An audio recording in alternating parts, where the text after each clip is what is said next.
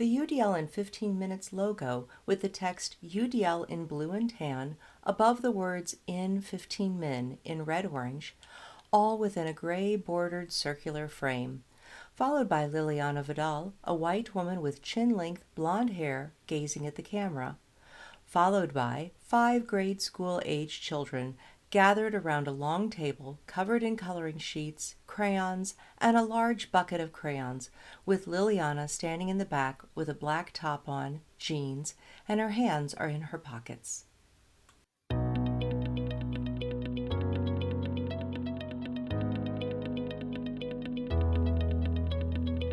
Hello, and welcome to UDL in 15 Minutes, where educators discuss their experiences with UDL. I'm Louie Lord Nelson, UDL author and leader. Today, I'm talking with Liliana Vidal, an English teacher for secondary students and adults. Liliana is going to talk about including students with disabilities in an English as a second language classroom. Welcome, Liliana. Hi, Louis. Thank you so much for having me. I'm really excited to share my journey and the work I have been doing to promote inclusion and accessible education. I have worked for many years with adults until I started teaching kids and teens at a private primary and secondary school.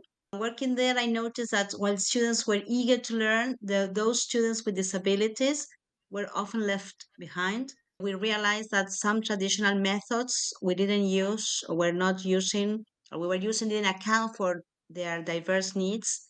This was causing frustration to the students. So, as a teacher, it was hard to see that students struggling not because of a lack of ability, but because of the system was not working properly and we couldn't support them. So, in my case, I knew that we had to change something. So I started looking for new things, studying, for example, neuroscience, multiple intelligences, other things to see how I could help students or how could accommodate the students better. I went different ideas, as I told you before, until I came UDL. And that was something like something magic, let's say. I created a proposal at that moment that outlined the need for creating an area inside the English department in the school that I work. I tried to show the benefits that it could bring to the students and the school and how we could implement it. And we started. Really, fortunately, the school administration saw the value in this initiative. They gave us the green light to move forward.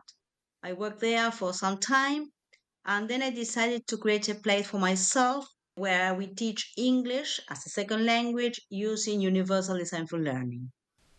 7 high school students seated around a large table playing games to learn English. Okay, wonderful. So I have 2 questions next. You did a wonderful job. You just dove right in, but I'd love for people to know where you are in the world. And then also tell us a little bit about your background in education. I am from Argentina. I live in a place that is called Funes, near Rosario, the third city in Argentina. I am an English teacher. I have been teaching English for more than 20 years. I consider myself a very curious person, so I started reading and investigating about different topics. And in a moment, I decided to continue my academic journey with bachelor's degree in English language and literatures. Then I decided I want more. I pursued a master degree in teaching English as a second language in Spain. There I also started studying or putting into practice UDL because my thesis was related to UDL. But my journey didn't stop there. I became increasingly interested in the science of how we learn. So I studied neuropedagogy, neuroeducation. These fields open my eyes to the incredible diversity of the human brain and the different ways that students process information. Understanding these concepts has been very important for me and in the way that we shape the teaching.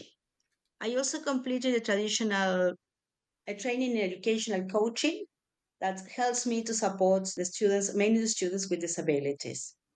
And then I delivered workshops, webinars, such as topics on topics like neurodiversity, inclusion, universal design for learning. I also I founded a place that was called EduKit, where I offer educational material that support inclusive teaching practice, mainly games. But now, no, I'm not doing it because I continue with my talks and my English classes. Louis, with short brown and gray hair and wearing a black top with white design, leaning over Liliana's shoulder as they take a close up selfie. Liliana is wearing a bright green top and her conference badge is around her neck.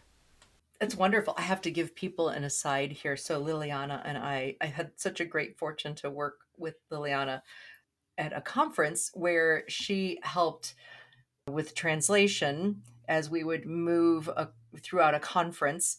And she did this beautiful job of people would ask questions in Spanish. And of course, this was for Latin America. So you have lots of different Spanish speakers there, lots of different ways to speak Spanish. But she was asking them questions and then they would give their answer back. And then she would translate for me. And then I would ask the question in English. And we got to a point where at one point in time, people asked her the question in Spanish. And then she turned to me and spoke to me in Spanish. Then I said, wait, I don't understand. And then I would speak in English, and then she would speak to the other people in English. And it was just a funny moment, but it really spoke to Liliana's incredible skills of not only translation, but the translation of universal design for learning, which that is a whole conversation in and of itself. But I feel like I have a deep connection with Liliana. So I just wanted to share that with people. Okay, so you do many things in Argentina that help so many learners, but we're going to focus on how you use UDL to include students with disabilities so they also can learn English. So, can you first talk about why it's important that students with disabilities are included and how is it still unique to include them? Three preschool children sitting on the floor with a paper covered box that has question marks glued all over it. The children are eating snacks and look very happy. Well, include students with disability in the English classroom. I think it's not a question of fairness, but I think it's essential. But there is a need to foster a more inclusive society. Every student, regardless of their ability, has the right to have the access education and the opportunities. But I saw that, for example, in the English classroom, sometimes students were not included in the way that they should. So I started working on that because in well, at least for in Argentina, many educational system and classroom are designed for one size fits all approach, which doesn't account for diverse needs of all students with disabilities. The students need to face many barriers when they're learning a language.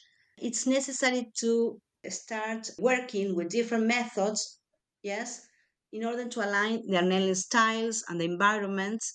And this is why universal design for learning is crucial because it provides multiple means of engagement, multiple means of representations, multiple means of expression. So every student, let's say, can learn in the way that suits them best. And I think in teaching English, we need to use different ways of multiple means like a visual aids, interactive activities, technology, apart from the fact that I believe that learning a language, a second language, helps teachers or gives other teachers the possibility of having a wide range of material to work. That maybe is not the case of other subjects.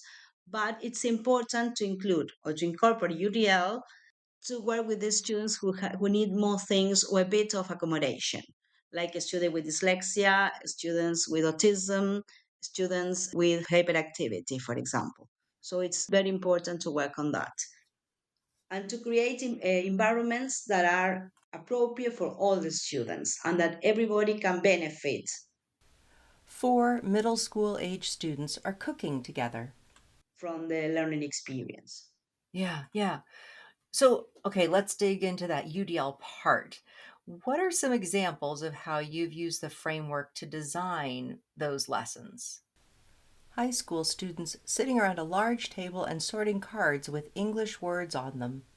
In my English classroom, as I told you, I apply universal design for learning, but I think one of the key elements that I use are visual aids. I think it's a kind of help. I realized that, for example, with the students with disabilities, except that they have a visual impairment, they all need visual aids, for example. So I use flashcards, I use PowerPoints, presentations, glossaries, interactive games, for example, to introduce vocabulary. That is very important. I also, for example, use a lot of hands-on experiences. So because I have the idea that the multisensory activities help the students to acquire better the language. So in terms of multiple means of representation, let's say I prioritize presenting information in different ways. So that's help. Maybe if you have, for example, in the class, a student with dyslexia, uh, you present, as I told you, maybe visual aids, maybe a calendar. You can show videos or interactive, or to use tactile activities, multisensory approaches. I use a lot of technology because I think it plays a crucial role in enhancing these multiple means of representations. For example, I try to use Word and the immersive readers to help students maybe to read the text. I pay a lot of attention to the font, to the size, to the background color. If there is a space, for example, if you have a text and the space suits the reading preferences of the students, that may help maybe students with dyslexia or with visual impairment. For example, I use an app that is from Microsoft that is called OneNote that also help my students to organize their ideas, that also maybe they can personalize more the learning experience. And for example, they can add audio, visual aids. Also, they can click and they can have, for example, pictures. So I use technology a lot. A close up of many word cards spread across a table. Have, for example, pictures. So I use technology a lot.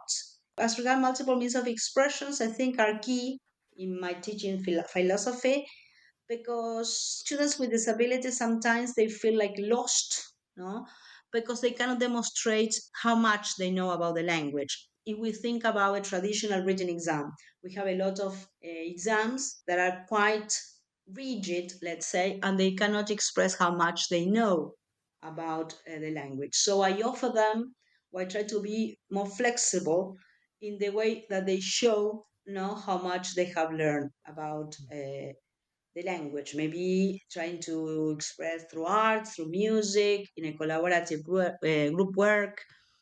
So I try to put in practice this. And equally important, I also address the affective network, because students with disabilities sometimes they feel frustrated, for example, because they cannot get maybe the level that they want. And they also find quite difficult to sustain the effort and to develop self regulation skills.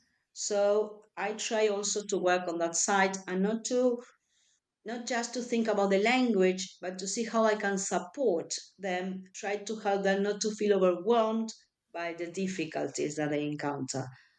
A teenage boy working on sorting the cards. So I work to create supportive classroom environments where students are encouraged to persist despite these challenges. This involves creating strategies for managing frustrations, such as, for example, breaking tasks into smaller, manageable steps and offering regular and positive reinforcement to keep them motivated, to keep them sustain effort. I try to set clear, achievable goals and to celebrate their progress, no matter how small they are. I encourage them self reflections, where they can see their own progress and to recognize the strategies that work best for them, because this not only helps them to build resilience but also empowers them to take ownership of the learning. That is one of the things that UDL proposes. I think also it's important to believe in your students. I think to maintain high expectations are fundamental to my approach. I think that when you believe in them and you show confidence in their abilities, that's help them to believe in themselves and also to motivate them to rise to the challenge. Last but not least, self-regulation is another critical area that I focus on, because sometimes students get frustrated easily, when they cannot get it, and they want to stop maybe or studying the language or not doing the exercise. So you had to help them to self-regulate. So my aim is to give students with tools that they help them to navigate challenges independently, both in what side the classroom. So I think it's important to support your student not just academically, but emotionally and socially as well. So this is more or less my idea, no? To think about multiple means representation, to think about Five older elementary students baking together, followed by screen captures of the UDLapproach.com and the UDL in 15 minutes logo. how they show the language, not being so rigid, and to help them to self-regulate. Wonderful. So, anybody who's been listening to this, you can use this as a master course. You can go back through this podcast. You can listen to what Liliana has just shared in the last, about 7 minutes, and really walk yourself through the UDL principles and the guidelines. And it was a wonderful talk through how to empower all learners. And Liliana, you were speaking specifically about students with disabilities, but as we know, these are just great examples of how we can design a learning environment in a really straightforward way.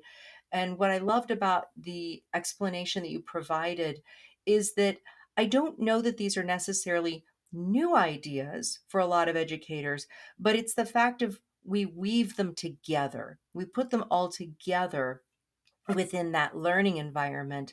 And then, like you said, it's having those high expectations and saying, oh no, I know my students can reach this goal.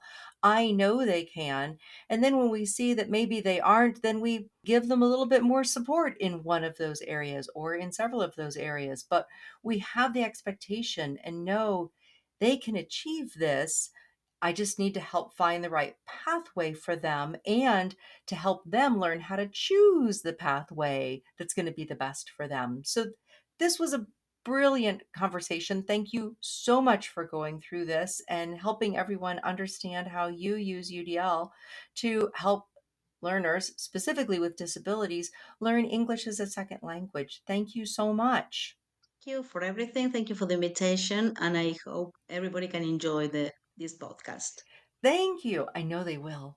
So, for those listening to this podcast, you can find supplemental materials like an image montage with closed captioning, that montage with audio descriptions, a transcript, and an associated blog at my website, which is the udlapproach.com/podcasts. And finally, if you have a story to share about UDL implementation for UDL in 15 minutes, you can contact me through the udlapproach.com. And thanks to everyone for your work in revolutionizing education through UDL and making it our goal to build learner agency.